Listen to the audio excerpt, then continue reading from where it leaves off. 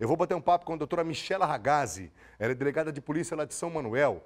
Isso porque a Polícia Civil de São Manuel fechou um asilo clandestino na zona rural. Os policiais foram até lá e aí constataram, né, doutora Michela, uma situação lamentável. Idosos, alguns, pelo que a gente soube, com problemas mentais, com dificuldades, inclusive de fala, outros emocionados ficaram quando os policiais chegaram nesse lugar, e aí a Polícia Civil esteve lá. Doutora, primeiro o lado humano, depois a gente passa para a questão burocrática da coisa. A senhora esteve nesse local, evidentemente, suponho, talvez se não os investigadores da senhora, mas assim, foi algo que espantou, que chocou pela desumanidade, e obrigado mais uma vez por nos atender, doutora. Eu que agradeço. A gente fica muito estarrecido com essa situação, né? Uma chácara aparentemente muito bonita, bem cuidada, porém a situação degradante, a situação desumana com que se encontravam esses idosos lá na chácara é uma situação velada, porque se você chegasse lá e visse os idosos limpos, aparentemente saudáveis, você não julgaria dessa maneira, achando que a situação lá era complicada. Porém, o que acontecia? A chácara mantinha 6 idosos lá dentro, com o portão trancado, os quartos com grades. Esses idosos tinham alimentação escassa. Por exemplo, o café da manhã, um pedaço de pão, um pouco de café, na hora do almoço, pouquíssimo alimento, à tarde um cafezinho, ia comer às vezes só no outro dia. Jantar, tinha semanas que demoravam 3 dias para retornar, para ter jantar para eles. Então, não era uma situação explícita de você chegar e encontrar um ambiente sujo, maltratado, não. Porém, o cárcere privado que se configurou ali foi de uma maneira desumana e degradante muito forte. Os idosos não tinham comunicação externa, não podiam se comunicar com parentes, telefonar, receber visitas, não podiam conversar entre si, eles não tinham essa liberdade. Muitas vezes ficavam trancados no quarto, enquanto a família, que inclusive o casal que era responsável ali pelo local, se divertia no jardim. Nossa. Então, é uma situação de desumanidade velada. E se eles estivessem orientados para não abrir a boca, a polícia podia chegar lá através de uma denúncia, que foi o que aconteceu, de que haviam ali idosos sendo mantidos internos em uma instituição não regulamentada, não legalizada, clandestina. Mas, de repente, a polícia podia chegar lá, como foi o que aconteceu, a Polícia Civil, a Guarda Civil Municipal, o setor de assistência social da Prefeitura Municipal, o setor de saúde, de vigilância sanitária, e não detectar nada. Porque, na realidade, como eu estou te dizendo, essa situação ela era implícita, ela era contra a pessoa humana, né, de cada idoso, porém, não a olho nu. Nós tínhamos mesmo que ir lá, para constatar. A perícia também compareceu e constatar através da entrevista com os idosos. Para você ter uma noção da... Oi? Assim, pois não. Choca, as palavras da senhora, elas chegam a chocar, né, pelo estado em que se encontravam esses idosos. E aí, a gente recebeu essa informação.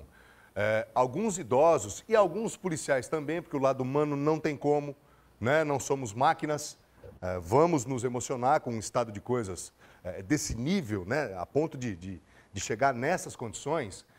E eu soube, doutor, que alguns idosos se emocionaram quando viram os policiais chegando e soube também que policiais se emocionaram ao ver os idosos nessa situação. Foi mais ou menos isso, esse choque inicial, doutora?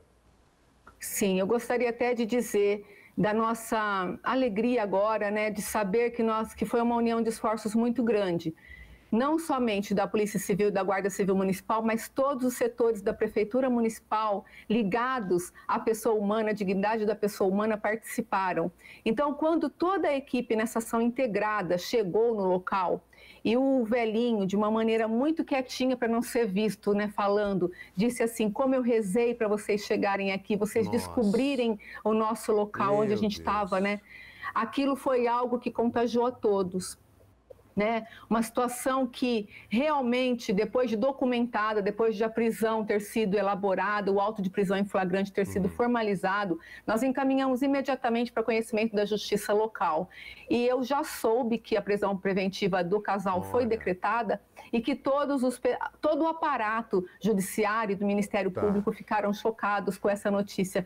Foi uma notícia que entristeceu nossa cidade. Não há lugar que eu vá, pelo menos hoje que eu fui, que as pessoas não se compadeceram. Porque você imagina um idoso já na iminência, né, da morte, estar longe de familiares e ainda nessa solidão tão grande. Nós nos emocionamos não só quando ele disse sim, nós nos emocionamos não só quando ele disse que passou fome, mas quando ele disse que tirava água da torneira. Fome, doutora. Ele falou que ele contava os grãos de feijão no prato. E ele disse também que ele pegava água da torneira para enganar a barriga. Aquilo ali foi algo que chocou a gente, sabe? A polícia, na hora que ela está atendendo uma ocorrência, os policiais, nós somos pessoas já habituadas com muitas mazelas, né? Ligadas ao crime, ligadas à violência, ligadas à nossa situação social, né, do nosso país, da nossa nação.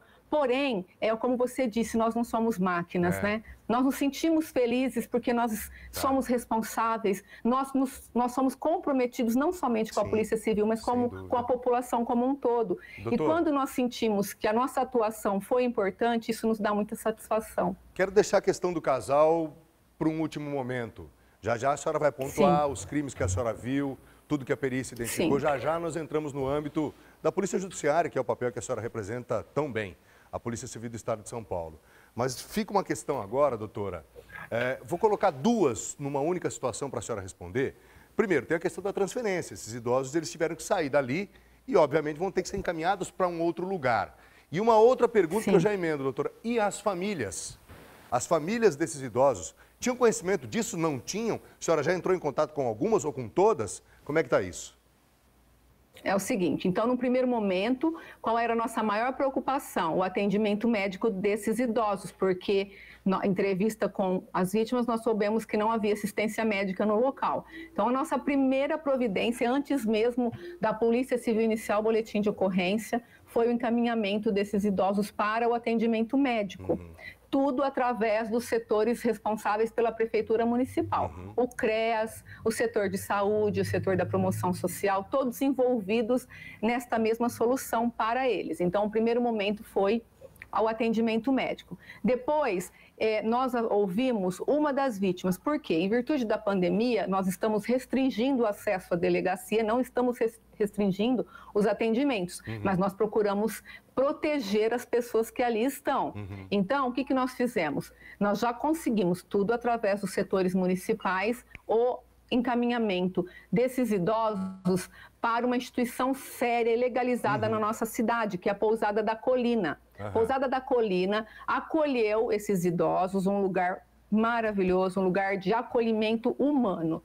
Esses idosos estarão ali, onde eles serão submetidos a um relatório psicossocial, né, todo, como eu te disse, com todas as forças envolvidas, né, as forças vivas da Prefeitura Municipal e as forças de segurança. Então, eles serão ouvidos, os familiares localizados e serão também ouvidos no inquérito policial. Veja bem, com o casal preso, nós temos 10 dias para concluir essas diligências.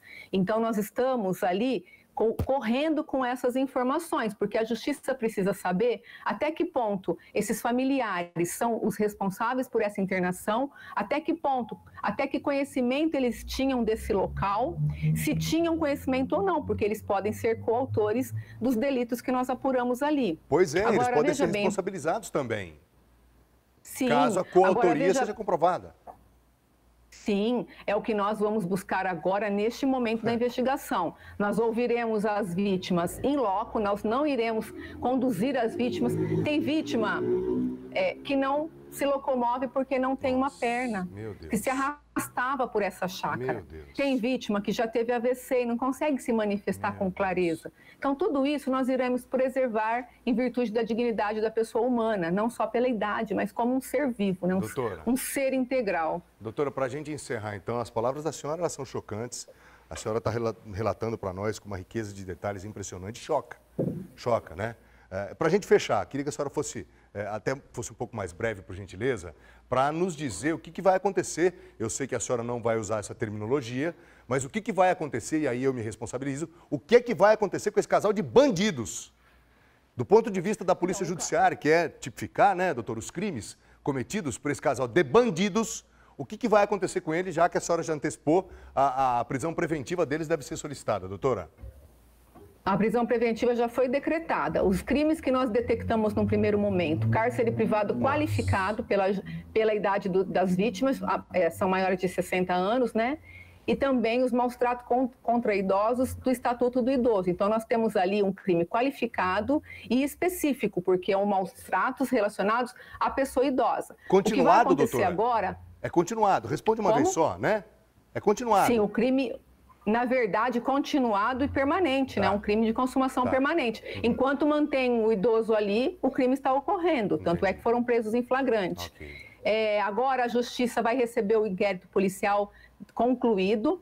O juiz vai receber ou não a denúncia e a instrução criminal levará os indiciados, no caso, né, quando forem acusados os réus, a responderem por esses delitos e outros que nós podemos apurar no decorrer do procedimento. Só lembrando, né, de uma maneira objetiva, que os delitos de cárcere privado qualificado é de 2 a 5 anos de reclusão. Doutora Michela, é isso mesmo, né, doutora? Michela, tô correto, né? Isso. Doutora Michela, nossos aplausos, nossa modesta reverência pelo trabalho à frente desse caso, que, repito, choca. Com muita sensibilidade, com toda a estrutura montada especialmente para atender os idosos e tirá-los imediatamente desse, enfim, são nomes muito feios que eu gostaria de usar, mas não vou fazer isso em respeito a você. Mas, querida, parabéns, parabéns pelo trabalho, viu? Conte conosco aqui, à sua disposição sempre. Conte com a Polícia Civil, um abraço.